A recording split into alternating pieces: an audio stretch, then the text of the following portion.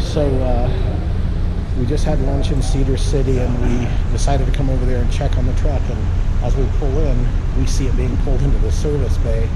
And so here's a quick walk around. You can actually see where they actually had to disassemble the bed. They got to put the rhino lining back on it. Still dirty. Looks like the tires are new. No obvious damage. Got to put the plates back on it, obviously. We never thought we'd see this again. There's actually the new side of the bed right there. Looks pretty darn good. It's pretty darn good. Almost looks too good. But it checks pretty much all things though. They reconditioned the wheels. To me, it looks like there's 4 brand new tires on it. There's no way of knowing that. And they were brand new and wrecked.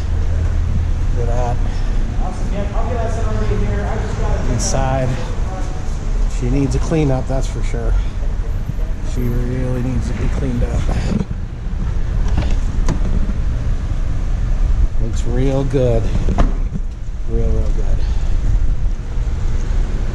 So far, I am impressed. I am really impressed. I don't think we're going to have a lick of problems with this thing. All right, everybody. It is Chris and Jen, and we are in Cedar City, Utah. We just found my truck, and it is getting in alignment right now. They've got to do a bit of a spray on bed liner. So I just spoke to Wayne here at, what's this place called? Cedar City Motor Company. Cedar City Motor Company, and they did a bang-up job, man. They new tires, the rims look fantastic. Well, they did a spot-on job. Okay, let's just, from what I can tell, the truck is immaculate. I think they did a great job. But one thing I never explained is why we had to drive to Cedar City to pick it up. It seemed like we wouldn't have to do that. Well, anyway, a couple of weeks ago, while discussing with our insurance agent, we actually went through our own insurance to get this done, and Jenny's actually holding the GoPro and trying to keep it steady, so it's she's got a very challenging job. Anyway, talked to the insurance guy and said, okay, well, you know, we can, I said, okay, so how are we going to get this home? We need to get this truck back to Denver. And he goes, well, we might be able to tow it halfway back. And I'm like, what?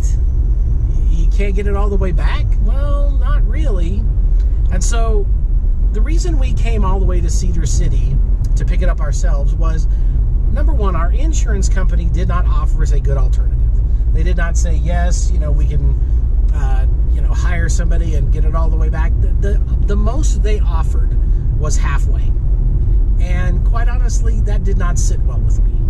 I did not want to pick up my truck in a parking lot somewhere in the Colorado mountains, because they met us halfway, which is Grand Junction or Glenwood Springs or something like that, and then just drive it home. You know, I wanted to take a moment to look at it to be sure the work was okay.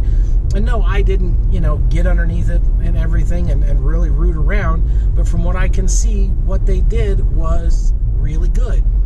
And I didn't want to have to pick up my truck in a parking lot somewhere and just assume or hope that it was okay. So Jenny and I made we rearranged our schedule to basically, we were going to go to Wyoming, as we've already said. So we decided to just spend my birthday / our anniversary trip in Vegas and then get the truck on the way back. So that's why we did it. Now, we would have much rather had the truck delivered home. I mean, we did make the best out of it by having a couple of fantastic days in Vegas, which you've already seen the videos for those, but we would have rather have had the truck delivered home. So a bit of advice, a little bit of K&J PSA. don't get in an accident hundreds of miles from home. Yeah, that sucks. We're about 500 miles from our house through the Colorado mountains. I mean, it'll be probably a 9-hour drive to get home. And, you know, there was no easy way to get our truck back. You know, so if you're going to get in a wreck near your house so you don't have to drive 500 miles to get your vehicle. Because I think really what happened was we were told by the insured of the guy who caused this accident that he had $50,000 worth of property loss coverage. And with our trailer by itself was $30,000. The repairs on our truck were $11,000. So that doesn't leave a whole lot of room in there for anything else. And there was also another car involved too. I don't know what happened in it. It was a BMW.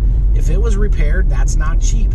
So I think really what it came down to was our insurance company, who will be getting reimbursed from the other insurance company, basically said, we're up against our limits. We don't have any more money. You're on your own. I mean, I really think that's what they said, and that's what they meant.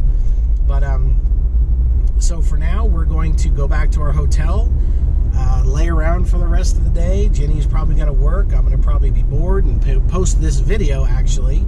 And then tomorrow morning, we will begin our journey home. And I'm hoping that this is the end of this ordeal finally. So for now, I'm Chris. And I'm Jen. And we are in Cedar City, Utah, picking up my truck. Bye.